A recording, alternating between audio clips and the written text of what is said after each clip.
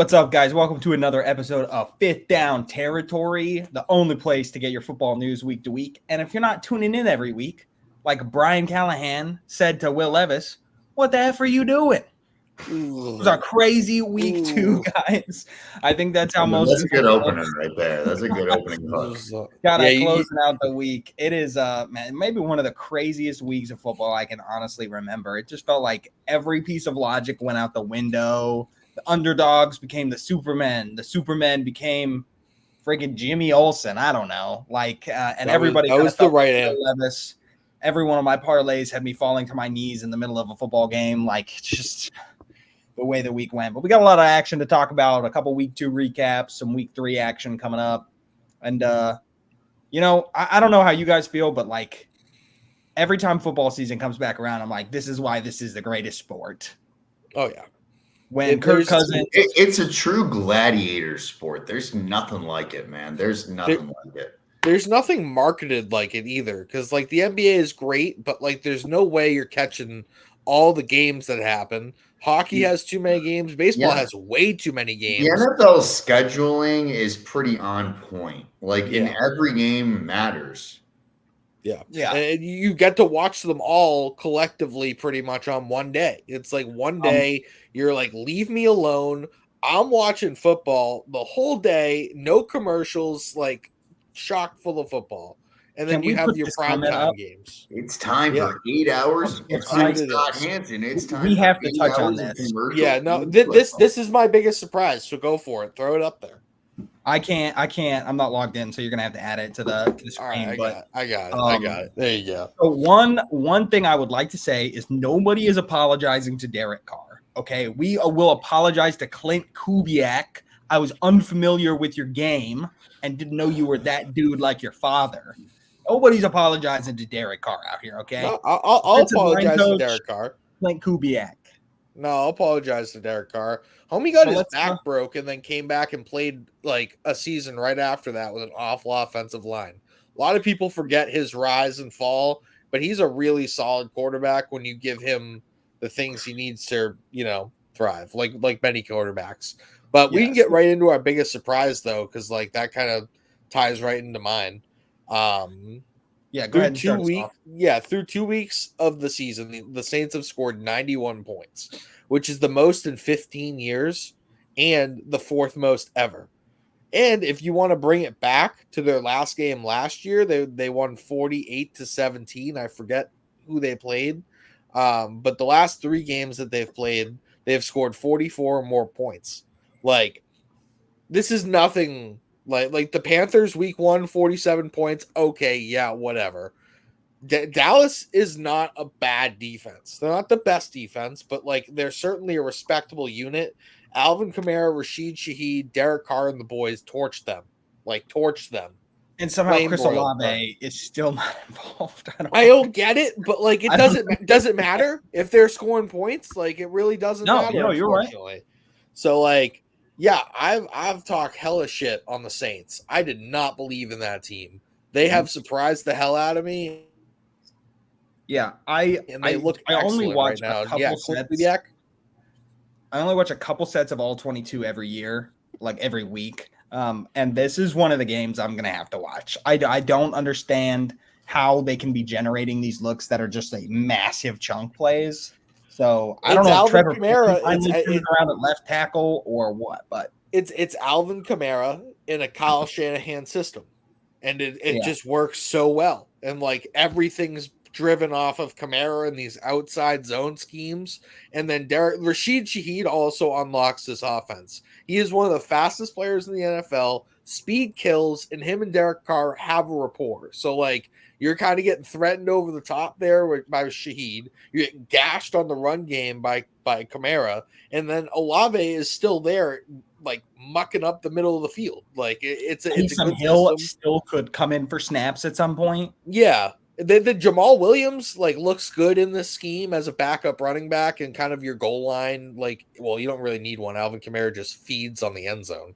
But yeah, no, the Saints have been a massive surprise to me and the whole NFL, and they're 2-0. Yeah. My biggest surprise for the week is I wrote down 2. the implosion of the Ravens, starting 0-2, not really where you want to be, and they don't quite look as dynamic. And also this defense doesn't quite look as, I guess, stout as I was hoping it would. I think Mike McDonald might have been a bigger part of their success than people wanted to admit. And then also, what the heck is with the cover 2 comeback? I see more cover 2 on any Sunday, I feel like, than I saw the entirety of last year. Everyone and their mom is running cover 2. It is effective. It is keeping chunk plays at a minimum, but it is nuts. Yeah, no, the cover 2 is certainly back. You can see it by the amount of passing touchdowns that have happened over the first 2 weeks. It was 69 total, and a couple years ago it was like 115. And that's a massive discrepancy. And defensive coordinators, I think, have really come back and been like, look, if you guys are going to throw these, like if everybody wants to thrive off the deep ball, like we're going to run this cover 2, we're going to keep everything in front of us, and you're just going to have to like slice and dice and cut us up off the field. So good luck with that. Bahookie, Nolan, what's yours? Let me pull up this sheet here real quick. If I remember correctly, scroll. Give a Niners take. Yes, yes. So I had that without their star players. It's kind of weird. It feels like the 49ers are in a little bit of a panic mode. And it's been a while since we've seen them be in a panic mode. You know, they had Debo go out, George Kittle missed some time, but they had Christian McCaffrey and Brandon Ayuk sitting around. So they still so they still had who is that? But they still had plenty of guys to be able to affect the game. Now it kind of feels like they're taking a bigger hit than they probably are prepared for. You're losing Debo now for a couple of weeks. You've lost McCaffrey to the IR. You just got to wonder how effective are they going to be. And that's kind of where I'm sitting right now. It feels like they're stuck without their big-time stars. Yes, Jordan Mason did great. He was my stud of the week last week. He stepped into a spot start and he played great. So we'll see what happens in San Fran. But right now you got to wonder if they're panicking just a little bit without their stars. Their whole offense changes without Debo Samuel. Like that he is the key. Like he stirs the drink. Like I know, like people say it's CMC, but like they got representative running back play out of Jordan Mason. You take out Debo now, and that affects a lot of your coverages that you're getting. That affects a lot of your like behind the line of scrimmage passes that you're doing. Any trick plays, you can still run them, but they're just not going to be as effective. Brandon Ayuk has showed rust because he hasn't been at training camp all season, and that contract holdout's kind of looking pretty silly right now as far as like what he is doing, or he's not up to speed yet. He's still trying to get the game speed. But Bahookie, why don't you do yours and we can move into overreaction, underreaction, and sicko of the week? All right, so you know me, I love to trash talk the Dolphins. So I went to the Bills Dolphins game this past Thursday night. I don't know if I told all of you or not. It was kind of a spontaneous decision. I decided within the last couple of days. I happened to have it off and had pretty good seats. And the Tua injury was like right in front of me. And honestly, I didn't really understand everything until the next morning when I went and like saw like the instant replays and everything. And Tua ran into this injury. Like he really did this to himself. And he had a terrible game before that. And I hope this guy heals. I want to say that first. I always say to my friends, cheers to no injuries. That's the one nice thing I'm going to say to you before we go into a competitive game. That's the worst part of the sport that we love is the injuries. And we saw one of the worst case scenarios. And slide, Tua, damn it, slide, okay? Slide. You took these judo classes learning how to fall. You should have been doing what RG3 did and practice with baseball players and learn how to slide because clearly you don't know how to do that. Like If you're going to put your body weight, throw a stiff arm up, throw a shoulder. You're going to headbutt. You're going to just put your head down and headbutt. I'm sorry. It was low IQ AF. I just got to call it how I see it. All right. And now this guy, and you're a quarterback. Okay. B, you're a quarterback with a history of concussions. Okay. Yeah. Like we have You're to right. talk about this right now. You're right. And he's on the IR. He's out at least 4 weeks. Okay. He's out 8 weeks. Confirmed today. 8 weeks he'll be out. Okay. That's the right decision. Yeah, I agree with that as well. That's I did not know it was 8 weeks, but that's good. Let me check. It was either till week 8 or 8 weeks. I think it was 8 weeks though. I'm looking now. Well, the Dolphins are pretty much cooked. Okay, let's just be real here. They're gonna have to make a move for a quarterback unless Skylar Thompson really comes out and is something that nobody. Yeah, they got Tyler Huntley, another first read guy. New Huntley probably do everything like. He can at least run the ball better than Tua could. This is like, for me, this is every team's nightmare of like somehow you didn't address backup quarterback this offseason, and then you're starting. Mike White is with the Buffalo Bills now. It's not a good situation for them. But so where does this team go from here? Skylar Thompson, Ryan Tannehill, trade, Tom Brady. That's a real thing that's been talked. Should be a real thing. It should be a real thing. I mean, on the legal side of things, I feel like it's a conflict of interest with him owning stake in the Raiders. That's not confirmed yet. That hasn't gone through until after the football season. He can make one more run this year, and that's the team to do it with. Like, I'm sorry, you have all that wet. All right, so let's actually talk about that. All right. If Tom Brady goes out there, okay, you're talking about a quarterback who's not mobile, okay? We're not going to dispute what he's able to do in the pocket. He's able to get the ball out quick and operate quick out of the pocket. I feel like we kind of know what Tom Brady does. Jackson. I guess I'm going out of this too far, but that offensive line is a liability, man. And I like Snoop Huntley better than Tom Brady because Snoop Huntley can at least maybe evade some of that pressure. Hey, Tom Brady's Tom Brady. I'd love to get to play him again in the division. Yeah, Dolphins look pretty cooked right now. Oh yeah, I don't disagree with the cooked part, but so go for it, Louie. Let's move into our overreactions, underreactions, real quick. We got to keep this moving. We got a whole slate to get to. We can go on and on about that. So I'll hit real quick. Let's run these fast. So my overreaction, I think people are overreacting on the Saints. I don't think they're a true threat in the league yet. I want to see them beat a team that I consider to be good. I think they've beaten 2 teams so far that have no semblance of a run game. So I'm interested to see how they hold up against the Eagles. I think that's the tying factor for me between the Panthers and the Cowboys. No run game. So let's see how they do against a team that can actually wind the clock a little bit. And then my underreaction, I think people are not reacting as strongly as I am to the fact that Richardson is not really developing the way I'm hoping. He looked very bad against the Packers. The team looked incredibly unprepared, and I think Chris Ballard could be out of a job by week 6 if this keeps going. They put Defoe Buckner on IR today. So they're going to be missing like 4 of their 4 defensive line starters before the season's out, and their secondary looks like a bunch of kids running around on a playground. Not a good situation. Yeah.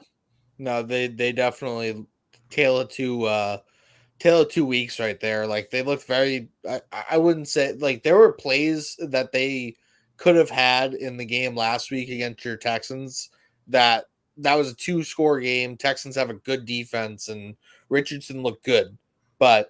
Yes, he downslid this week, and I feel like you're going to get a little bit of that. I don't think consistency is ever really going to be his game. You're just hoping you're getting a good game, I feel like, at this point. But yeah, no, I definitely agree with both of those. I don't think the Saints are a true threat right now, but I just wanted to recognize game. You can only play that they've definitely overachieved. Yeah. No hate for that. I just think that neither of those teams have a sustained run game. And I think that's probably why they look bad. To me, like I get turning that. the ball over because you can't move the rock. Yeah. I'll do mine real quick. My overreaction is that the Rams are cooked. I don't think they're cooked just yet. I think they'll be much better than they were Sunday afternoon. They just kind of got punched in the mouth, and then Kupp got injured, and then the whole thing kind of fell apart. Lost a couple of offensive linemen, but definitely lower expectations on them. But I'm not putting their season in the gutter just yet. I have faith in McVay to kind of scheme these things up. Underreaction is Bryce Young sucks. That dude's ass. He is not good. He's not a good quarterback in the NFL. He's not big enough to play quarterback in the NFL. He doesn't have a good enough arm to play quarterback in the NFL. Not mobile enough to play a quarterback in the NFL. He's like Kyler Murray if Kyler Murray didn't have any skills and wasn't that dude. So, yeah, that just 2 firsts, DJ Moore, a third, a 2025 second, which is probably going to be 33rd overall. Like, to go and get this guy who just looks awful. I think people are underreacting to this benching and how bad this trade and he is. Then yeah, my other thing is Vikings and Seahawks. I thought these two teams are going to be at the bottom of the league, and they've both showed a lot of resilience and just talent. They have talent on the outside, and they look good. They look much better than expected. Can I go next? Because mine's kind of within like the same area. Yeah. So Bryce Young's been terrible. I'm not gonna sugarcoat that, but I also want to he's been put in one of the worst situations here, and that was pretty much what I said is that he is not the problem. Maybe I'm wrong about this, but we've seen Baker and Sam Darnold in this system, and they looked like they were not really that much. And then they moved out, and Baker won a playoff game before that. Just saying, Darnold, I will agree with you. Yeah. Baker won a playoff game with the Browns. He won their first playoff game. And he was done wrong. And I think that it's unfortunate to be a number one pick and be benched after 18 games. Maybe if he's lucky, he gets traded out of there to be in a backup role somewhere where he can actually develop. But I think the kid had no chance to succeed ever. I just haven't even seen a flash. I haven't seen a play where I'm like, wow, that's an NFL quarterback. I haven't seen one, not one. I've watched all of it. I went back and watched that game 2 times already during my rewatches this week. It is not good. But that was mine. Mine was quick. We can move on. Nolan, what about yours? Yeah, you're good. So I'm kind of in the same boat with Louie here as far as like overreaction. Seeing things about the Saints being a Super Bowl level contender. Not yet. Okay. No. I mean, you can play great in 2 weeks, and that's fine. They did. They played outstanding 2 weeks in a row. There's no doubt about that. But there's a lot of football left, and teams can crumble quickly. So halt on the Super Bowl talk. I know everybody in New Orleans is excited that Derek Carr finally figured out how to hit Raheem Shaheed on the deep route. Great. They couldn't do it at all last year. Now they can. Great. Good job. But hold the Super Bowl talk. Underreaction. Again, same thing as you guys are talking here. Vikings are impressing me. Granted, San Francisco was without Christian McCaffrey, and then Deebo Samuel gets hurt during that game. But you still have to hold strong, and you have to still continue to win the game and close it out. And they did that. Their defense played great, and they did everything correctly. Sam Darnold was able to lead the game. He didn't do anything outrageous. He didn't blow up the stat book, but he did what he needed to go win a big ball game against a tough San Francisco defense that is not missing a lot of people. So yeah, he absolutely dotted that 97-yard pass too. That was an absolute steed to Justin Jefferson. Exactly. He was open, but those are the hardest ones. Those are the hardest ones to hit. Exactly. The dudes who are open like that. Yep, did his job, got a big win. So Vikings, I'm impressed with. I'm sure our very own Hayden Remilliard is very happy that they are sitting at 2-0 right now. For sure. One quick thing on the Bryce Young thing. I just got this next gen stat of the game here.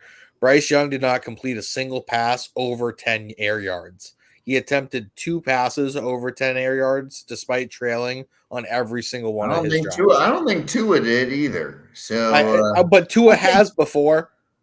I think that's more concerning to me. Like, why are we not dialing up plays that are intended to get downfield when we're behind? That's either a lack of confidence in his ability from the coaching staff or incompetence by the coaching staff, because you can't just play the short game. Yeah, no, I definitely agree. I think it's a mix of both, and I just don't buy it. I've never bought it. Didn't buy it before the draft. Was like, you guys should be drafting CJ Stroud. I mean, I'm not calling Bryce Young a world beater here. I think he's kind of within the same vein as Tua. I said like that they Tua has a much better arm. Much better arm. He does. He's left-handed though. That is weird. But we can get on to the sicko of the week. Bahookie, why don't you go first? Yes, Aiden Hutchinson. I was gonna put that, and I saw you already had him, so I moved off. Certified sicko, yeah. What do you say? Like, it was 4.5 that he finished with. It really was 5 though. Call it 4.7. Absolute dominant performance. He was living in Baker Mayfield's pocket. He was. I don't know what his sack total for incentives is, but he looks like he's pretty well on his way to reaching his sack incentive this year. My goodness. I feel like sacks have been up a lot as well. I feel like the offensive line play through 2 weeks has been just god awful. And I think it has something to do with the illegal motion or the illegal formations, because they're not being able to be as far back, the tackles, and they're just getting blown up because they have to be in line in proper formation now. Off the edge, yeah. Yeah, I think that's not a bad theory. I think that's a major implication to this that nobody really talked about beforehand this season. Nolan, why don't you go next? Sure. So I have Alvin Kamara as my sicko of the week. I mean, low-hanging fruit, but that was the kind of performance that fantasy owners have been waiting on since last year. You know, he had some good performances, but nothing quite like this. And when you land on the perfect fantasy lineup, then you're probably one of the sickos of the week. I mean, he did everything correctly. He showed off his balance. He was getting hit, going right up the gut, and then able to bounce it outside for touchdown. So, I mean, he was becoming the weapon that Derek Carr needs at running back. And then at the same time, Derek Carr has his receivers getting open as well. So Alvin Kamara did everything right, and that's why he's my sicko of the week. Oh, yeah. Louie, how about you go last? I'll wrap it up and lead it into the next game or the games. You want me to go last? No, I'm sorry. How about you go next? My bad. Yeah. So my certified sicko of the week is Jay Jettis, because in a pregame press conference, they asked him about how he felt like he was going to adjust his game based off of how the Niners played Garrett Wilson, to which he responded, "He and I ain't the same, little bro." And then he catches an absolute nasty 97-yard touchdown on top of 2 defenders. And I just think that's one of those things, like, you're cementing your status as the best in the league and nobody's really challenging you. Like, you to talk and back it up, baller. Certified sicko. That catch alone put him on my list. I was like, that's a him move. No doubt. He's getting doubled. He's getting tripled. Don't matter. I'm open. Yeah. You got Sam Darnold throwing you the ball. It just really didn't matter. So mine is Brock Bowers. This dude's as advertised. Like, bow down to Bowers, baby. Yeah, wow. He's just open. He runs crisp routes. They're moving him all over the formation. Him and Devontae Adams took over late in that game, and the Raiders scored 20 straight points on the Ravens and won that football game. He has the most catches through 2 weeks for a rookie tight end ever. I actually heard on the Kay Adams show with Gronk on it. Gronk was like, "Yeah, he could possibly be better than me in the receiving game." Like, he's not going to be as much of a sicko, and he's like, he won't dominate the inside like I did, but in the receiving game, that classic Gronk, I'm an idiot kind of, vibe. But he's like, yeah, he's a weapon, and we already have seen it. Like, this dude's a certified sicko. He might be on this list early and often. He has a terrible quarterback playing with him, and it didn't really matter. He's soaking up targets and eating up yards. That's what sickos do. But now we're going to get on to our game picks. We got game picks with the spread, straight up, studs, and anytime touchdown scorers. Pats versus Jets, Thursday night football. Yuck. I'm going to take the Pats to win this game. I think that the Jets don't really they haven't figured out their offensive system yet. They're passing the ball quite often to running backs. They're not getting their full complement of weapons involved, and this defense has been susceptible to the run. Tony Pollard ran on them. Jordan Mason ran all over them.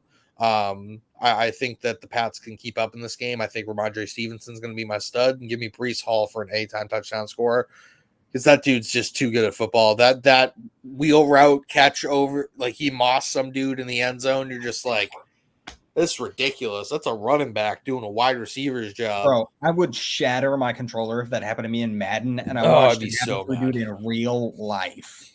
Yeah.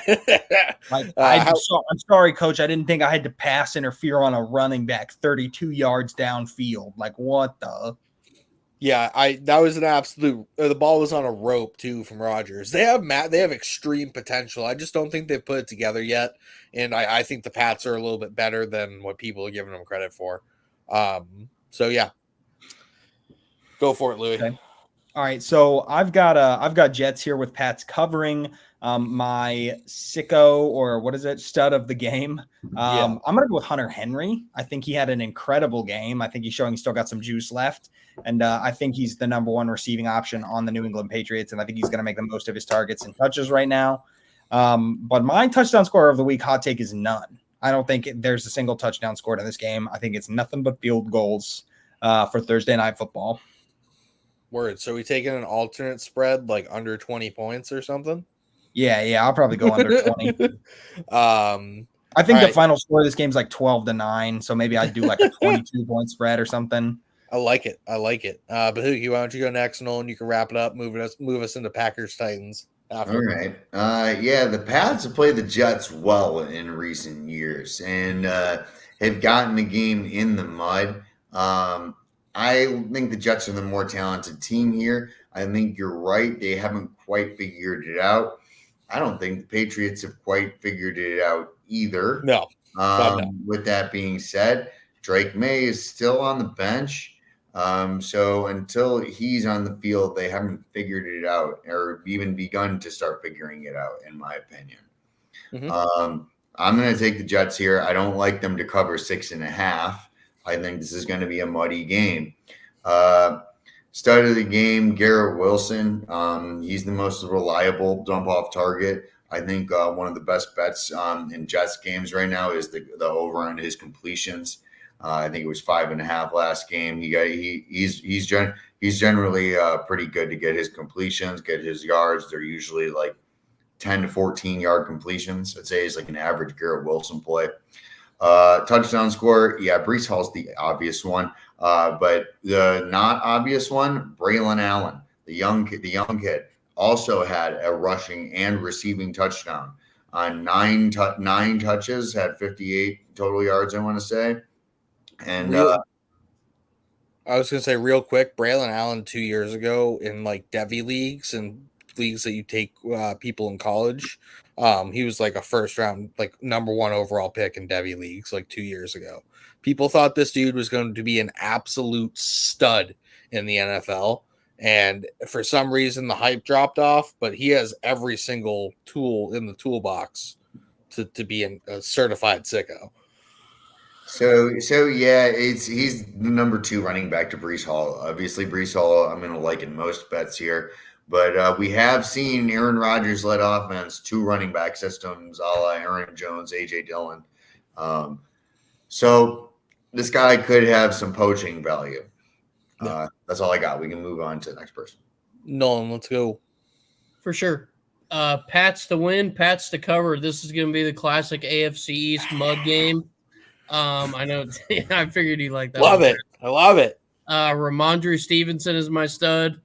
I think they're going to want to hand him the ball early and often, just to try to get the Jets off any kind of rhythm on defense. And then I do have Garrett Wilson, though, as an anytime touchdown. I think Aaron Rodgers is going to be looking his way quite a bit in this game, and I could see him kind of breaking loose and getting one big touchdown play or something like that, and that really be it, and then it'll be in the mud for the rest of it. So, yep, Pats everything except for that anytime touchdown, and then I'll kind of roll it into Packers-Titans here. Packers to win, Packers to cover, actually, on this one. Josh Jacobs is my stud. I think the Titans have played pretty decently against the run, but I think Josh Jacobs is going to want to try to have a bigger game this week than he did last week against Indy. But then I have Calvin Ridley, anytime touchdown. They're kind of starting to figure out where he sits in their offense. It's not the D-Hop show. It's Calvin Ridley and company's show. So if Will Levis can get Calvin Ridley the ball, I think he's your anytime touchdown scorer. Word. Bahookie, go for it. See, I'm going Titans here. Titans to win, Titans to cover. I did. I was watching and Carefree on Sunday because I watched mostly the Bucks Lions, but I was catching a bit of the Jets Titans game. Titans hung with them there. The Jets did pull it out, and Titans did not look god awful. And I trust Will Levis more than I trust Malik Willis here. Is that crazy? Is that a crazy thing to say? I don't know if I can do that. I don't know if I can do that. I 100% agree with that take. 100% can't. I mean, he beat him out. Will Levis is going to do something dumb to ruin the game like he's done the past 2 games that he's played. Okay, but like, would you say the same about Malik Willis if he had to throw hardly at all? Like, just because the Colts are giving up historically bad run, that's not what the Titans are going to do. Or Matt LaFleur is like a really good play call. Scored 16 points to win. Yeah, the Titans have scored 17 points in the last 2 games. Okay, 16, so like we're right there. Home, all right. Well, I like Tony Pollard to be a stud of the game and move the ball for him, and I like Calvin Ridley when they're down in the red zone for a touchdown.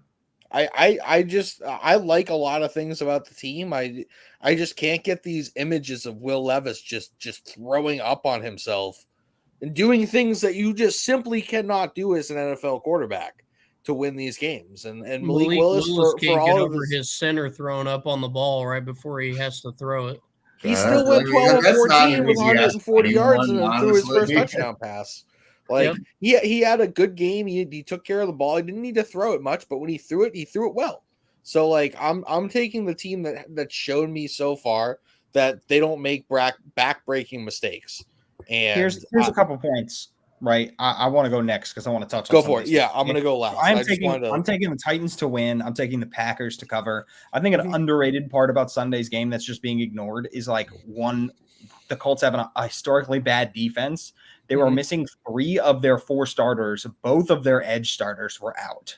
So you had a rookie starting and then somebody I promise you've never heard of on the other side. So there's no pass rush being generated. They can't stop the run. They're selling out to stop the run. And so, Malik Willis is going to get some easy completions on dudes who are wide open. I watched almost every snap of that game. I was not impressed by his play. The Titans' defensive front is formidable. I think they've done a great job building a good secondary. I think this game, I almost took the Titans to win and cover, but I'm taking Titans to win, Packers to cover barely. And I'm going to go with Simmons as my stud of the game. I think he's going to be an absolute wrecker in this one. And he's going to remind people about why this Titans defense is the way it is. And then I'm going to take D-Hop to score like a jump ball corner end zone. I like that. I think these teams are very similar in what they have like right now. Like I think that especially at quarterback, I mean like Will Levis, Malik Willis or you're like, I feel like they're similarly rated quarterbacks. Like I can't Levis, yeah, he showed a little bit more promise, but he's also shown just as much dysfunction. But yeah, so I'll take the Packers to win here. Packers to cover plus 2.5. I think Josh Jacobs is just going to have another really good game. I think that Matt LaFleur schemes it up well for him, and he looks good this year. He looks like he's got some energy and pop to him. He would have had 2 touchdowns. One got called back from a flag. One he fumbled in the end zone, or on the 1 yard line. And then a touchdown scorer. I am going to go Tony Pollard because I think that's the only way they can consistently score. Okay, we can move into the next game. Bears versus Colts here. I'm taking Bears plus 2. Oh, sorry. Did anybody else have anything to say about that game? You're good. Go ahead. Yeah, I'm taking Bears plus 2. Yeah, like Louie, you were just saying, like this Colts front is just very, very bad, like beaten up. They don't have a lot to them. I'm taking Montez Sweat to be the stud of the game. I think he's just going to live in Anthony Richardson's pocket, and that's going to cause him to make mistakes. And if Richardson's making mistakes, the Colts aren't winning football games. That's not how that's going to go. And then Khalil Herbert's going to be my touchdown scorer. I think DeAndre Swift is washed. He's this year's Miles Sanders. So Khalil Herbert is going to be like the Chuba Hubbard of this. I think he's the better of the 2 backs. I like Roschon Johnson. He's been hurt. Hopefully he gets better soon, but I think Herbert's going to Sunday Night Football. Huh? I said he got punched in the face on Sunday Night Football. It's a tough break. Yeah, that's not great. You can't be doing that.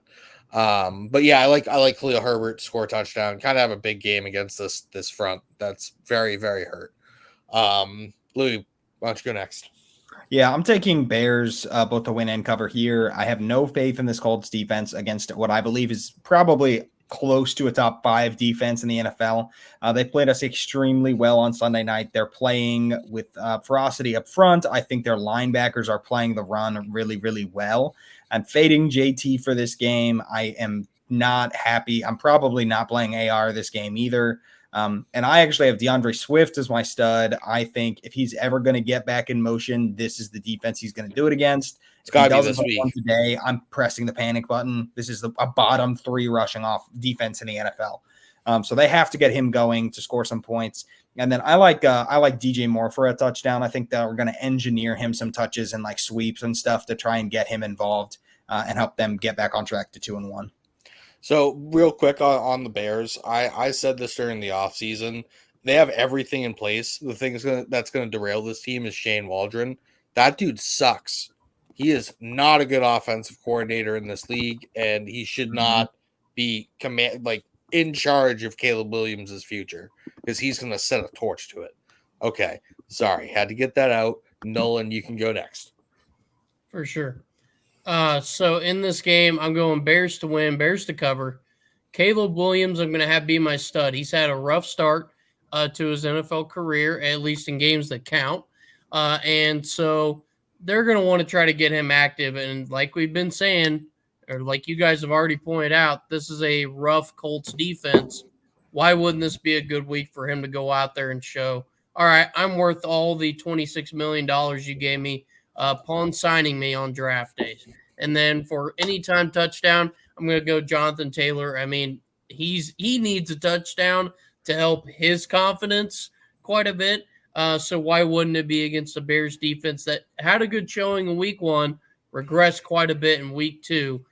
So maybe they can get a good red zone trip for JT. Inexplicable benching of him in the fourth quarter of Sunday's game was a choice. I don't understand what happened there. I did not like it at all.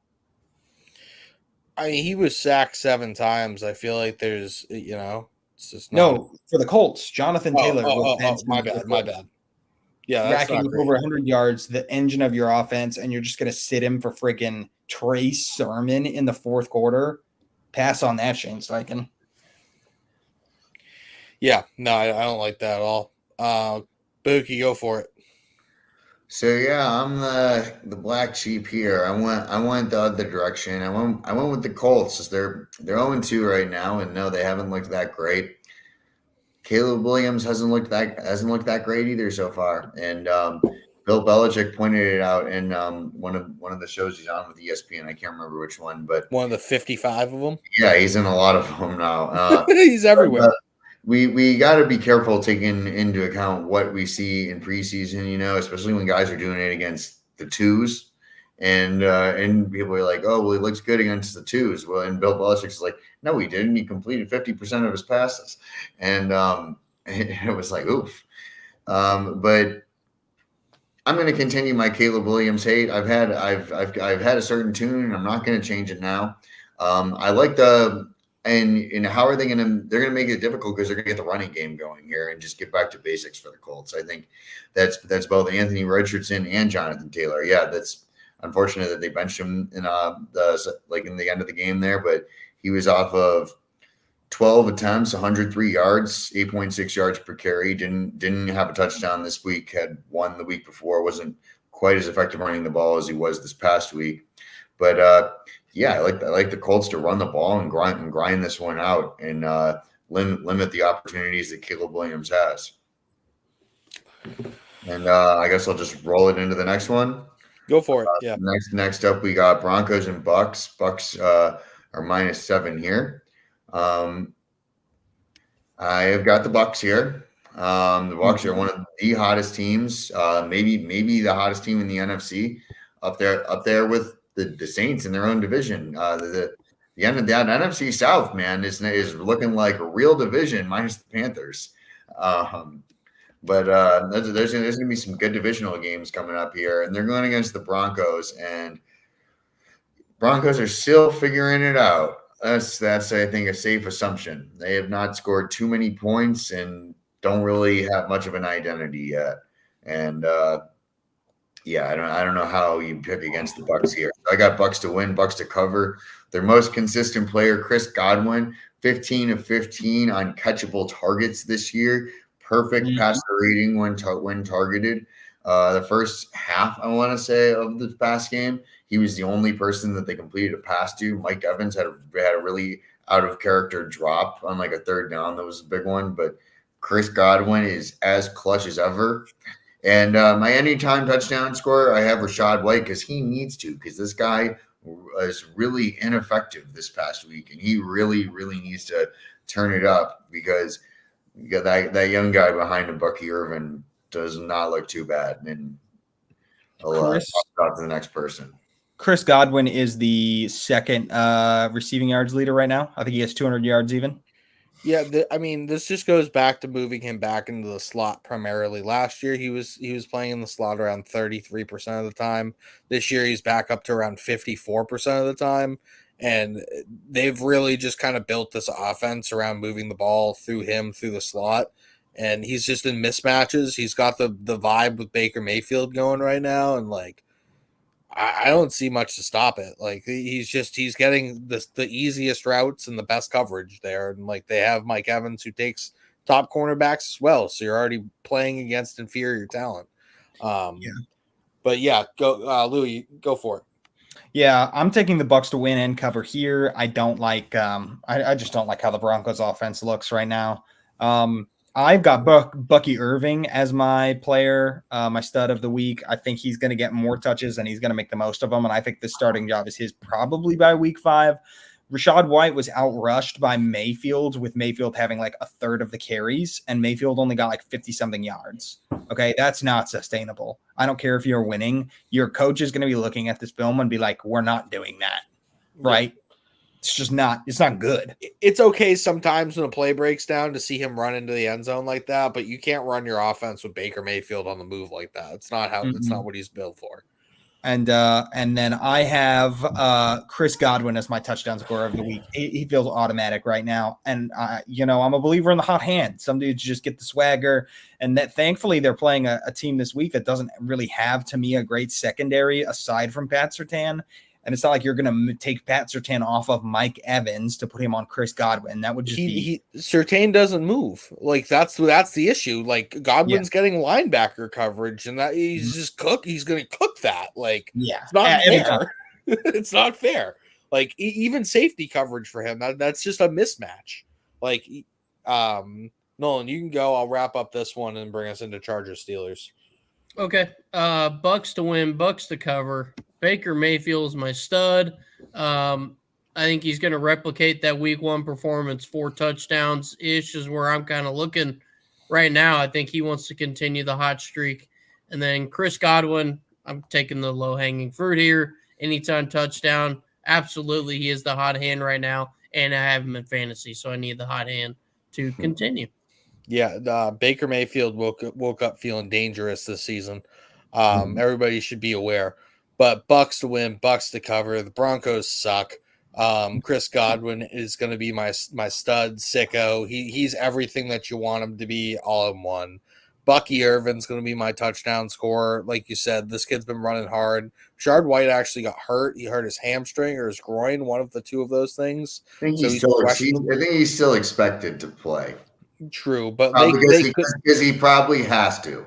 Yeah, he has to play for his job. But this is a new coaching staff. If Bucky Irvin kind of rides the hot hand, like we've kind of been talking about, it does not. There's a real opportunity for it to happen. There's no question. Yeah, honestly, Bucky Irvin reminds me of an Austin Eckler type of player, where he's not big, he doesn't look like the fastest, but he's got great contact balance. He runs with force, and he has decent hands. So he can do everything you need him to do.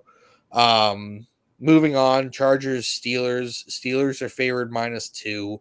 I wasn't a believer in the Chargers. They've played 2 kind of poor teams, even though the Raiders show that they're a decent team at least, and they kind of made them look poor in week 1. So I'm taking the Chargers here because they have a good defense as well. I think I saw it here. 1 second. I have a stat here that, it does play in the fact that they have gotten the Raiders and the Panthers, but they are leading the NFL right now in defensive conversions not allowed. So, people have converted the least amount of first downs against the Chargers. So that's a lot better than what I thought this defense was going to look like. I don't think they can sustain that the whole time, but the Steelers haven't necessarily boasted out this fantastic offense. You know what I mean? Mm-hmm. They've scored 18 points on all field goals, and they just scored 13 against the Broncos. They had some plays called back, though. A George Pickens bomb touchdown and another touchdown by George Pickens. 2 called back. But my stud of the game is going to be Joe Alt, because it's going to be him and it's going to be TJ Watt. And that's a very tough task, but if I think the Chargers are going to win this game, so I think he's going to handle that task. And J.K. Dobbins might just be the feel-good story of this year. I'm so excited that this kid's back and looks healthy, because he's one of my favorite players on the Ravens, and it looks like he's kind of having a career renaissance. If he can stay healthy, man, this is the perfect scheme for him. Greg Roman was his offensive coordinator before. He knows how to utilize him, so yeah, give me Dobbins for a touchdown score. He's breaking off big plays left and right. I don't think it should be any different. Nolan, you want to go next? And then we do Louie Bahookie and then flip the cycle around? Yes, sir. Steelers to win in this one, but Chargers to cover. I think this could be a close one. I know it's kind of weird because +2 is kind of an odd number to pick here, but I'm going to go Dobbins for my player of the game. I think this is a situation where he's going to get a ton of yards, but the Steelers might be able to keep him out of the end zone. But he's still going to be one of those big-name players in the game.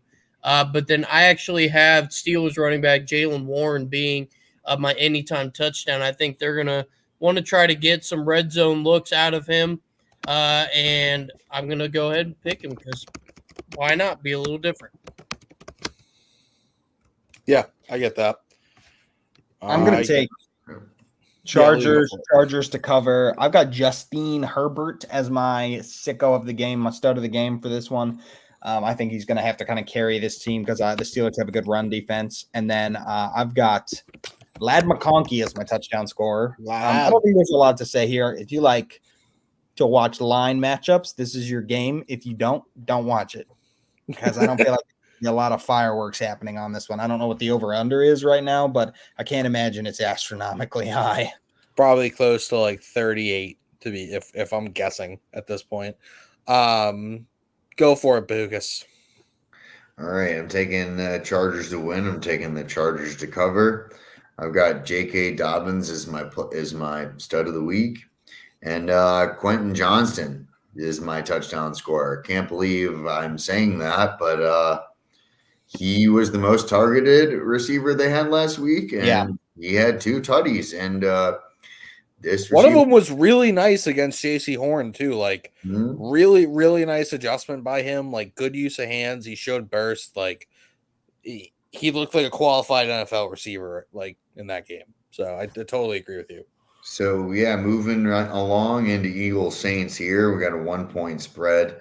I've got Eagles to win, Eagles to cover here. I think the Eagles get back to looking like a competent team, and I think the Saints will probably push them some here, but I think we're going to see what like real playoff caliber kind of looks like in the fourth quarter. And give me Devontae Smith as the player of the game, kind of along the same lines as Garrett Wilson. This is a guy I like the completions prop on. They're over on the receiving yards, especially with A.J. Brown out for, 6 to 8 weeks? Something along those lines? I heard a couple of weeks. I did not hear a 6 to 8 week timeline. He's That out. would be devastating. Hopefully out this week for sure. Hopefully not that long, but he's out. And my anytime touchdown score. I've been on the Saquon Barkley train, and then and then he got marked down at the 1 on a receiving touchdown, and then I just knew, oh well, I just lost that right there. I already know what the next play is. Anytime the Eagles are at the 1 yard line, what is going to happen? The tush push. Jalen Hurts, anytime touchdown scorer, is one of the safest bets in football. I like that. Yeah, it's interesting. I was looking at the sheet, and like Bahookie and I are very similar, and then you guys have identical. Yeah, I just noticed that now. I'm going to take Eagles to cover. Devonta Smith is my stud of the week, and I'm taking Rashid Shaheed touchdown. I think Bahookie was very elegant in his coverage. I think this is a playoff preview, and I think both these teams have something to fight for. The Saints to prove that they're not just beating on bad teams, and the Eagles to be like, hey, I know we just got Kirk-O'd in the butthole. We're gonna be playing for real football. So Nolan, go for it. I told somebody what if me and Nolan both had to face palm our head real quick? Sorry. Yeah, I should have said that one. But what if the Kirk Cousins take is reversed? The curse is reversed here. What if he only wins primetime games? That'd be hilarious. Everything else. That would be where we're at right now. That'd be insanity. Right. Go for it, Nolan. I'll wrap us up and move us to the next game. We're a real football show. Real football show, real football theories, man. Real football show, real football theories. He just flipped it. And his next team, he'll solve all his problems. If he goes to another team, he's going to be bad in prime time again. Don't you worry. It's literally whenever he changes jerseys, he's good or bad. Okay. Whew. Bring it back in. Nolan, go for it. I'll finish off. Saints to win, Saints to cover here. I know I'm going against what I said in the beginning of the show. Don't jump on the hype train yet. I'm going to stay on it, at least for this week. I think they could win this ball game, and they're at home, so they'll love the home field advantage. Rashid Shaheed, once again, give me stud of the game, another over-the-top type touchdown for him. And then Alvin Kamara, anytime touchdown. He's finding his rhythm again. Like I said, that's why he was my sicko of the week. Why wouldn't you want to keep riding that in the red zone? Alvin Kamara. So I think something that we're not talking about, the Saints win. Marshawn Lattimore was ruled out early Sunday for that game, and they still clamped up CeeDee Lamb and the Cowboys. They're not a bad team. Like that. Didn't CeeDee Lamb have like 92 yards and a touchdown? He had one. Yeah, but one was a 66-yard play. If you take that one play away, I mean it counts, but how much? No, there was two people covering him. They both tackled him, and he slipped under, and nobody was there to. It was a broken play. Like they still held them to 19 points. Lattimore comes back. I'm just saying, I don't know if I consider a 90+ Tutty performance clamped up. They clamped up the Cowboys still. 19 points is not bad without your starting cornerback. Yeah, I don't think their DBs are losing that much sleep over that performance.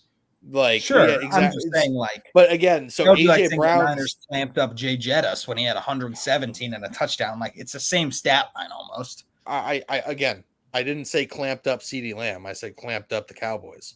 Okay. But go ahead.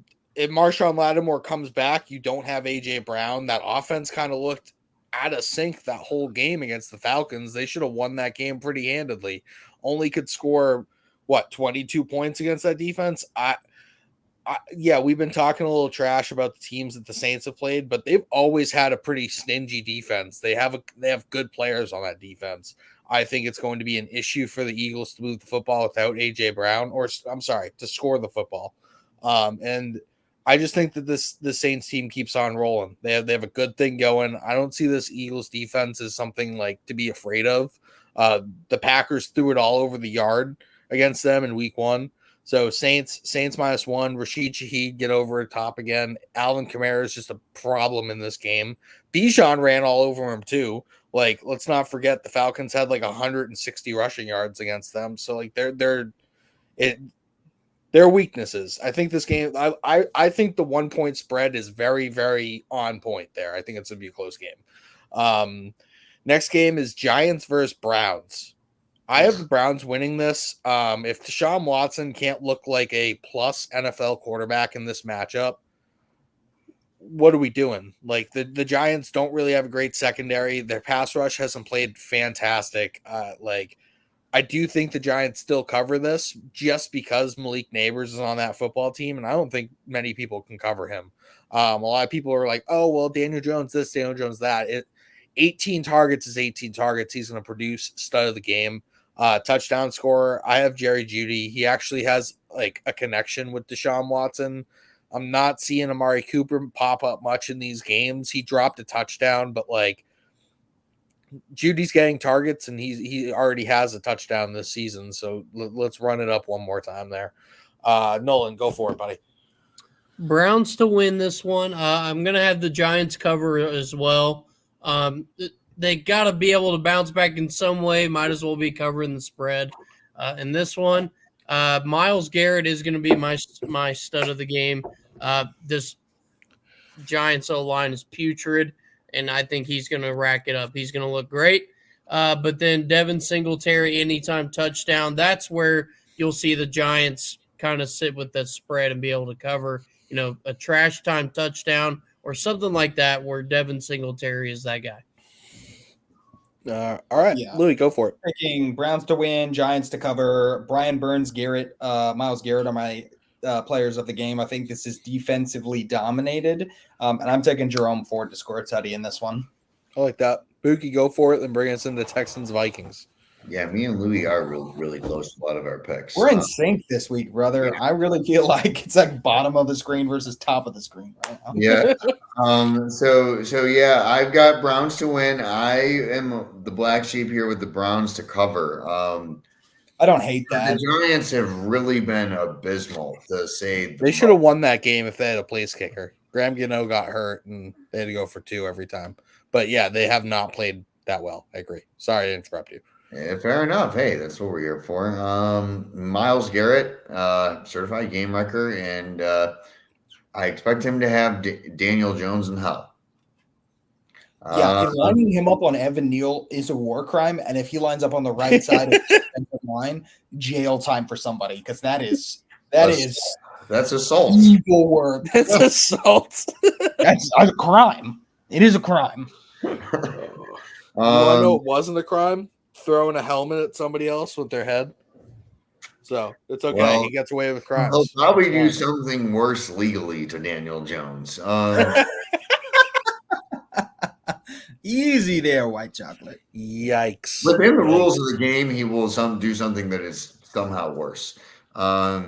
Anyways, Jerome Ford. I think he's going to have the ball in his hands a fair amount here.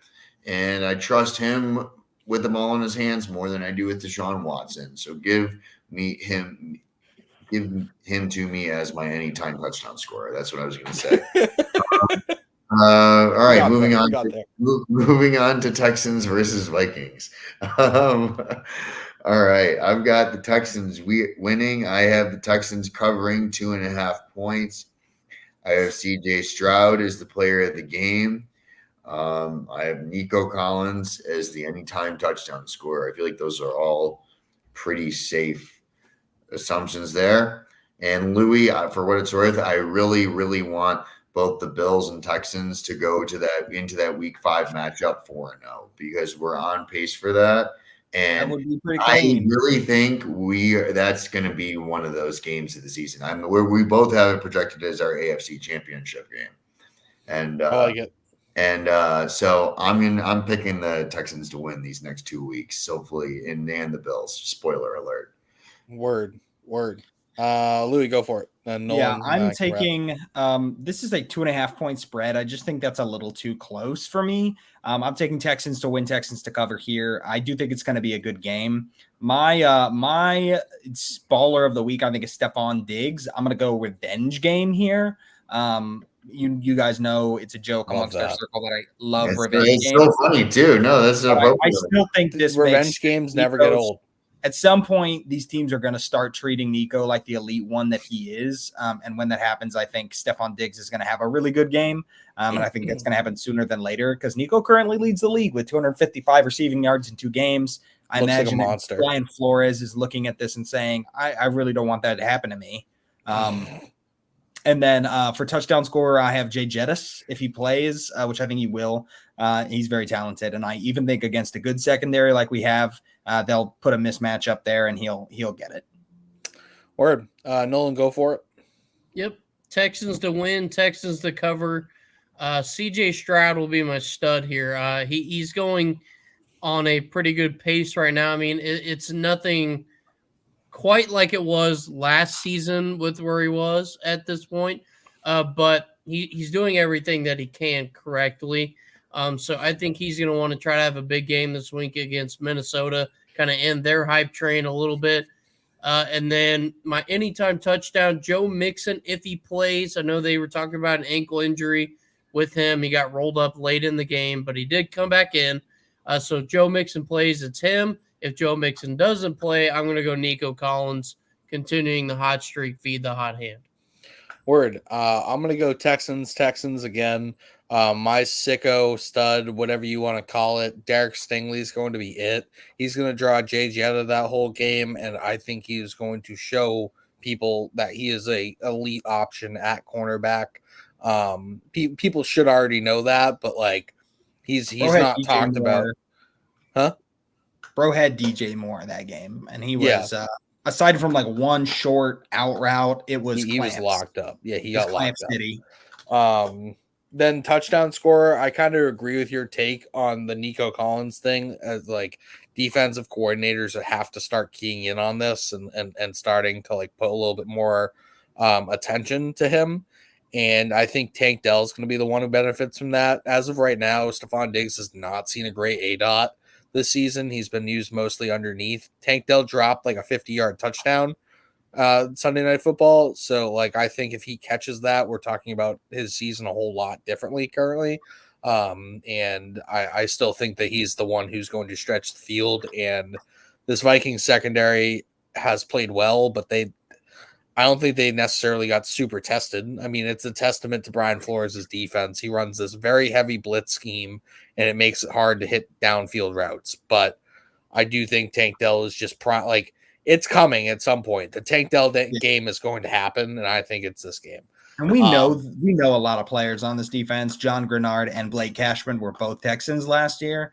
Mm-hmm. And Danielle Hunter is also a previous Viking, and he's got a lot of really good reps in practice against these offensive tackles. So I'd be interested to see that matchup a little bit as well. I almost went Will Anderson for my stud, but like I think that Stingley's going to get that prime time matchup with Jefferson. That's just going to be entertainment. Moving into Panthers Raiders by 1 million, and Brock Bowers stud. Brock Bowers touchdown, Brock Bowers for over 100 yards and possibly 2 touchdowns. This dude's going to cook them. This is about as in sync as we've collectively ever been on a game, looking at all our picks here. Yeah, everybody's honestly we're running over right now. So if everybody's cool, let's sum it. Everybody's taking Raiders to win and cover. Davante Adams, Brock Bowers, Raiders. Davante Adams and Brock Bowers are going to have good games. That's what we're saying. Yeah. Start these dudes. I think the next one, everything you just said. Back there's not going to solve this problem. What it will do though is make sure Deontay Johnson and Adam Thielen are like somewhat fantasy relevant though. He will do that. Like he can hit his receivers and pepper people with targets. So I would play them because they're going to be down. They're going to have to throw, and they won't be afraid when it's the red rifle back there, like they are with, untalented Kyler Murray. Going into, we're doing Dolphins Seahawks next. I would say we can also probably skim this one. Yeah, we're pretty much in sync. There's no true quarterback option for the Dolphins. I think most of us feel this way. If this is Tua, I feel like this is a way different conversation. I'm worried about how they're going to spread the ball around with nobody back there. We're all comfortably taking Seahawks here. So everybody like Achane is my stud. I think he's going to get peppered with little dump offs. So he's still going to run the ball. He's one of their most explosive players. I think he'll have a good day. But everybody is pretty high on him and JSN, right? 2 ascending second-year players I think we all like. So let's get into Rams-Niners. I also feel like this is going to be a bad game, but let's at least talk about it. So, Lamb, start us off doing Niners-Rams. So I have the Niners winning this game. The injuries to the Rams are a little too much, but I think plus 7.5 is slightly high for a divisional opponent that typically plays them very, very well. Like I said, counting out Sean McVay, you do so at your own risk. Like that's up to you. I'm done doing that. Like I'm past that point in my life. So I'm going to have the Rams covering 7.5. I think Jordan Whittington's going to be the stud of this game. I kind of talked about him, breakfast table conversations with Matt Stafford and Puka Nacua, Cooper Kupp. Like he was in that type of thing. Like, so I think he's going to come out and show people like, hey, I'm the dude here. Demarcus Robinson, people are scrambling to pick up. Tyler, whatever his name is, he's like a 3rd or 4th year player, hasn't really broken out anywhere. I don't think it's Tyler Johnson. I don't think he's going to be a major factor here. And then touchdown scorer, I have Ayuk. I think he finally gets into the end zone, starts to break off from that slump and kind of like get the rust off and start playing like he can play. Nolan, why don't you go next? And then we can go Louie Bahookie. For sure. 49ers to win. I'm in the same boat here. Rams to cover. Sean McVay is going to have to try to figure out how to keep this offense rolling in some way without Cooper Kupp and Puka. I'm on the same boat here with you, Tyler. I think they can at least find a way to cover. Brock Purdy for my stud. I think this is a good opportunity for Brock Purdy to prove I'm a good quarterback without Christian McCaffrey and without Debo. I still have George Kittle and I still have Brandon Ayuk, but prove it, okay? Show that you can do it. I think this is a good chance for him to do so. And then Jordan Mason will be my anytime touchdown. I think they're going to continue to feed him. They want him to be a red zone threat just like McCaffrey is. So Jordan Mason anytime. I'd probably kill somebody for those 2 weapons, let alone the other 2. Like you give me Kittle and Ayuk. That's the most explosive Patriots offense I've seen since 2018. But yeah, so sorry, had to get that one in there. Louie, you can go for it. I'm taking Niners on both to win and cover. I just think the injuries to this Rams offensive line is going to bottleneck this offense so much more than people know. You got a 3rd stringer in at left tackle against dudes like Bosa is just, that's not with a non-mobile quarterback in Stafford. I just don't think you scheme your way out of that very much. I've got Ayuk as my stud of the game. I think he has to be a stud in this game. And so that's what I'd like to see. And then, I've got Mason as my touchdown scorer too. It just feels like they feed him the rock when it matters. He's pretty much a lock, just like CMC. Word. Bahookie, go for it. Then lead us into Lions Cardinals. You got it. All right. So I too have Niners to win, Niners to cover. My sicko of the game, I'm going with one of my favorite players in the NFL, period, Fred Warner. To tell you what his stat line is from this past game, Lamb and I are in a fantasy league where we have D lineman, linebacker, DB, and he is my linebacker. We're looking at 1 sack, 2 forced fumbles, 1 INT, 9 total tackles, 7 solo, a QB hit, 2 passes defensed. Yeah, he threw like 25 on my chest. Yes, not Joe. I had one of the highest scores that I've ever had in this league, and yes, again in Lamb's face. Yeah, and the second time that's happened in our last 2 matchups. Yes, but yes, I can't say enough about Fred Warner. Oh, one other thing, he's 27. Like for everything he's done and everything that he is, he's 27, and he's still getting better. Which is that interception in the Vikings game was insanity. Insane. He read that he played perfect zone coverage on that play and just froze Darnold. Athletes in the NFL, and that's the thing about the linebacker position is like you have the ability to influence the game on every single play. If you're great, like he is. I feel that. Who's your touchdown score? So yes. He's certified sicko for sure. So yes, moving on. Anytime touchdown. This one's probably a long shot. I'm just going to be honest. I went with Kyle Juszczyk here because I think he's going to have increased usage here with the Deebo Samuel injury because he's just such a unique player profile and he has the ability to run the ball and be active in the pass game. He had a 34-yard gain in the week 1 game, and he had 3 targets. Didn't do quite as much with them in this past game. But I think that he is oddly a player whose stock goes up with Deebo being out because of all the different things that Deebo is asked to do and all the things that he's able to do. I like it. All right, move us into Lions Cardinals. Lions Cardinals. I am going Cardinals here, man. I'm happy the Bills played the Cardinals week 1 because they are heating up, and I got them to cover. Kyler Murray is a real problem. You want to keep him in the pocket, and he can still hurt you in the pocket. But then you get a pass rush on him, and then he can hurt you that way. He's very difficult, especially early in the season when he's fully healthy. Once he's on wobbly legs by week 12, things change. But we're not in that window yet. And my anytime touchdown score, I think, is a safe bet. James Conner. I like that. Louie, go for it. Nolan, I'm going. We can flip. Lions to win, Cardinals to cover. I've got Jahmyr Gibbs as my stud of the week and Sam Laporta as my touchdown scorer. I think the Lions are going to stop trying to get cute with this and go right back to what worked last year, which is letting the young trio of Amon-Ra, Jahmyr Gibbs, and Sam Laporta put these games away for them. And that's what we need to see happen. Take the game out of Jared Goff's hands and let these guys do the work. That's what works in this offense. I like that. Nolan, go for it. For sure. And then flip it into I'll flip it. Okay. So Lions to win, Lions to cover here. I think they're going to be very pissed off after how last week ended. They had a chance again late that they didn't think they were going to get, and they still could not get it done. So they're going to be pissed off. They're going to want a big win. David Montgomery for stud of the game. Louie, I think you're hitting the nail on the head here.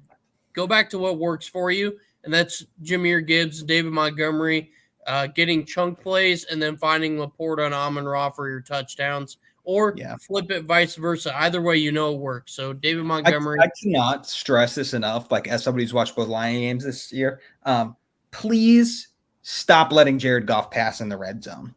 Like, if you're giving Jared Goff 3 consecutive passing attempts in the red zone, you don't know your own offense. There's no reason for it. There's none. Yep, for sure.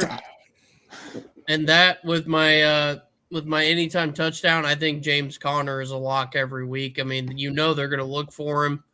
So yeah, I'll go James Conner here. All right, I'll go next. I have Cardinals winning, Cardinals covering. I do think the Lions are still my favorite to go to the Super Bowl from the NFC. I think this is a little bump in the road. They haven't been playing all that great. Jared Goff has looked uncomfortable. We saw some semblance of a pass rush. I know the Rams offensive line is kind of hurt, but like we saw the Cardinals generate some pressure. So I think like that's how you get Jared Goff off his spot is by pressuring him through the interior. And I think that Jonathan Gannon coming from the Eagles can kind of help with that defense and scheme up some pressure to kind of get Goff off his spot. My stud of the game is going to be MHJ, Marvin Harrison Jr. He,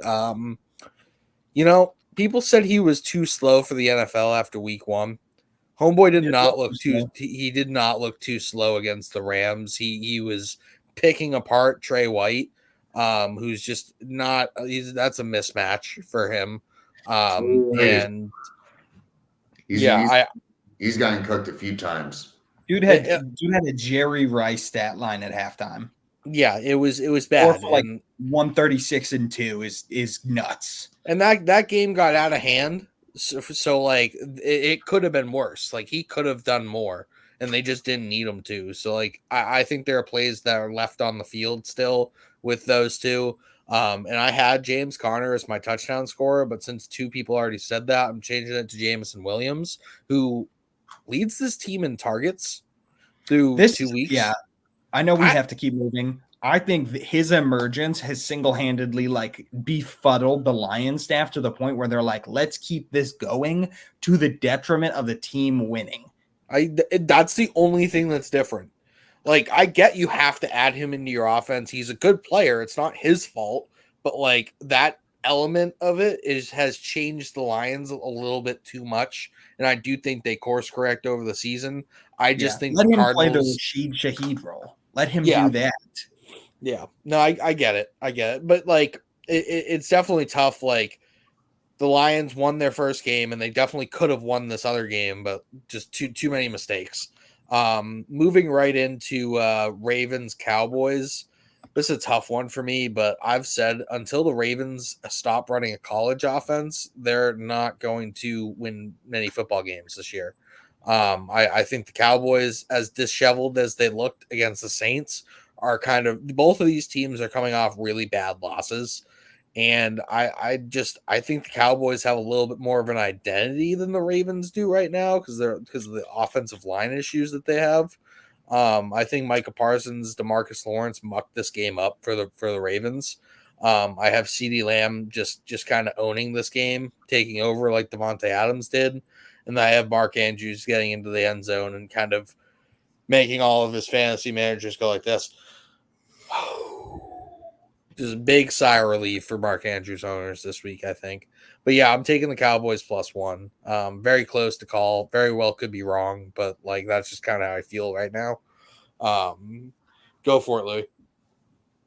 Me? Yeah, you can go next. I've got Ravens to win and cover. I've got Derrick Henry taking over this game. I think the fact that we saw Alvin Kamara have so much success. Is it Kamara or Kamara? It's Kamara. It's whatever you want on whatever given day. I'm crazy tonight, guys. Alvin Kamara having so much success last week. I just think Derrick Henry's gonna keep that same energy. And then my touchdown scorer of the week is don't overthink it. It's CeeDee Lamb. I like it. Go for it, Nolan. Bahookie can wrap this one up and bring us into Chiefs Falcons, and we got the Monday night games, and then we'll be out of here. Cool. Cowboys to win. Cowboys to cover. Along the same lines as the Lions here, I think they're pissed off at how this game just went against New Orleans. And they have something to prove, and what better way to do it than against a tough AFC team that was just in the AFC Championship last year. But Derrick Henry is still going to be stud of the game. Yeah, I think Baltimore is going to be watching the tape on Alvin Kamara, and they're going to eat that alive. They're going to say, all right, we have Derrick Henry. Why couldn't we do that? But then my touchdown one, a little bit out of the box here. With Ferguson still kind of iffy. I doubt he plays, but Luke Schoonmaker, I think they're going to want to finally get him in the end zone. Use that tight end up the seam to their advantage. Roquan's going to be I think they're going to try to get his eyes moving with crosser routes from Brandon Cooks and Jalen Tolbert and get him out of that equation to where Schoonmaker could have a big impact. I like that a lot. Dak loves his tight ends. The scheme loves its tight ends. I feel like that's how they operate with efficiency in the red zone is by using those tight ends. And when you take the one away, they don't have as good of a red zone offense. They also can't run the ball very well, so like that definitely hurts them. Get Deuce Vaughn off the field, please. Bahookie, go for it, and then bring us into the next game. So yeah, you mentioned when you started, Lamb, this was a tough game to choose, and I agree. This was one of the tougher games to choose of the week. I think this is going to be a good one. Cowboys are at home. They usually play their best ball at home. And neither of these teams really have looked like what they're capable of being. I think they're both going to bring it in this game. I think they're both playing some pissed off football. You can say that about the Cowboys. You can say that about the Ravens too. And I think they're going to be bringing their running game here. And one of the main reasons I'm choosing the Ravens to win and the Ravens to cover is they play the Bills in the following week, and it just, of course, they're going to start to figure out their offense the week before they play the Bills. That's just how it's going to go. Mm-hmm. And the Cowboys, I mean, this was a take that I had in our fantasy chat earlier this week, have kind of been annoying me lately. I feel like they're kind of like the NFC's version of the Dolphins, where like they're very predictable, and whenever they go out against like good teams, they underperform a lot of the time. And this one's a tough one because they're at home. But I like the Ravens running game to get going here, and that's what's going to win them the game. I have Derrick Henry as my stud of the game, and I have Lamar Jackson running one in at some point in this game. Cool. Bring us to Chiefs Falcons. Chiefs Falcons. Chiefs to win. Chiefs to cover. Rashee Rice catching a whole bunch of balls while no one thought they should draft him this year, and the people who got him in the mid rounds are just laughing in everyone's face. And my anytime touchdown scorer, the big white boy running back who's going to be busting onto the scene, Carson Steele. He's if you don't know, now you know. It's gonna be one of those weeks. Word. Nolan, go for it. Then Louie, then I can wrap us in and go to the Jags Bills. Okay, Chiefs to win, Chiefs to cover. And this one, they are going to want to shut down Kirk Cousins and company here. Pat Mahomes for my stud of the game. Pat's not necessarily playing fantastic football, but his team is still in winnable positions. I think he's going to want to show winnable, or he's going to want to show MVP level Pat this week. Yeah, Atlanta has a tough defense, but Patrick Mahomes has 3 Super Bowl titles, so I think he will know how to scheme. Xavier Worthy, anytime touchdown, little end around, something crazy to get him into open space and get his speed going. So Xavier Worthy. Go for it. Chiefs to win, Falcons to cover. I'm taking Xavier Worthy as my stud of the game and Bijan Robinson to find the end zone. Freaking finally. I don't think he's got one either week, has he? No, he just has insane production without one. So let's hope they finally rectify that. Get my man's a tutty to hold. I'm in the same vein as you. I have Chiefs to win, Falcons to cover. That Kirk Cousins drive gave me not a lot of confidence, but it restored some confidence in his ability to stand in there and throw the football coming back from that injury and a new system. It was looking shaky, and that was a glimpse of, the good version of Kirk Cousins that could be a very lethal part to this offense. I think Bijan Robinson's going to pick right up where he left off. I know this Chiefs defense is really, really good, but I just Bijan's special, man, and he still hasn't hit his full potential, and he just glides across the field. Then anytime touchdown scorer is going to be Travis Kelce. They have to get him going, man. They have to. If he's like he doesn't look like a part of this offense. Like, I understand he's not the focal point, but he literally looks like an afterthought right now, and that surprises me from an Andy Reid coach team. Like, I think he still has a little bit of juice left. Get this dude involved. Get him to the end zone. Once he gets in, he's a rhythm player. Like, he's one of those. Give me I got the hot hand. Like, he's going to ride it out for some weeks, and once he gets hot, he stays hot typically. So get that going in the game. Moving on to Jags Bills. Bills cover. The Jags look awful, disheveled. I'm starting to take back everything I was saying about this team in previous years. It's just all kind of falling around them, and they have a really elite group of weapons, and it doesn't seem like anything is in sync for this team. Greg Rousseau is going to be the stud of this game. He's going to eat, and eat.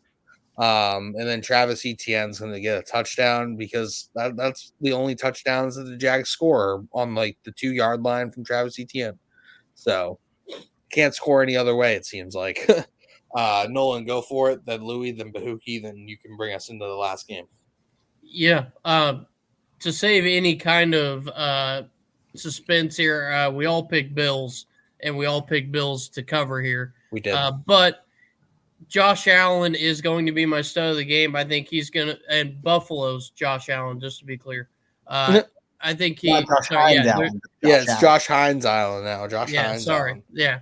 But Buffalo's Josh Allen is going to be a stud in this game. He's going to want to eat alive this Jaguars secondary. Then James Cook, anytime touchdown, either running it or catching a little dump-off pass, I think is easy money for him. Word. Bahookie or Louie, go, and then Bahookie, then we can get the next one. Bills by 1 million. I think Owen is the biggest problem with this Jaguars team, and until they address that, I don't see this team going anywhere. That's 0-2 for those of you. Yeah. I think Khalil Shakir is going to have a good game here. He's kind of been heating up a little bit. I think this is one where he turns some of those catches into longer gains. And then I've got Brian Thomas Jr. on the touchdown. I don't love this pick because the Bills secondary has looked really, really good, but I think he's kind of got a crafty little out, and I think maybe they'll just float one to the corner and he'll reel something in. So that's where I'm at. Word Bahookie, go for it with your sicko and your touchdown score, and then lead us into the last game. So the guy who really jumped off the screen last week was Von Miller. James Cook as well is my anytime touchdown scorer, but I want to actually talk about Von Miller. For what it's worth, he was matched up against Austin Jackson, who is a certified bum. I've said this before, and I'm going to say this again. But he generated four pressures at 2.1 seconds. He got there. It was the fastest he's gotten to the quarterback since 2017, I believe was the next gen stat that I saw. So Von Miller looks like Von Miller again. He's really been playing some pissed off football. He is as fast and has as quick of a get off as he's had in his career. And that's going to be a problem for a lot of teams. So anyways, moving on. Commanders and Bengals. I think the Bengals are going to get their first win here. They are slow starters. And the Commanders team does have a decent spread here with 8 points. I just don't think that the Commanders are really going to be able to score that many touchdowns. I think the Bengals are probably good for like 28 points at least here against this Commanders team. And I think this Commanders team's maybe good for 14 to 17 points. It's kind of how I see it, honestly. So you like the Bengals -8 or the Commanders plus? Yeah. Okay. Yeah. I'll switch it for you. So who's your stud and then touchdown score? My bad. Thank you for correcting it.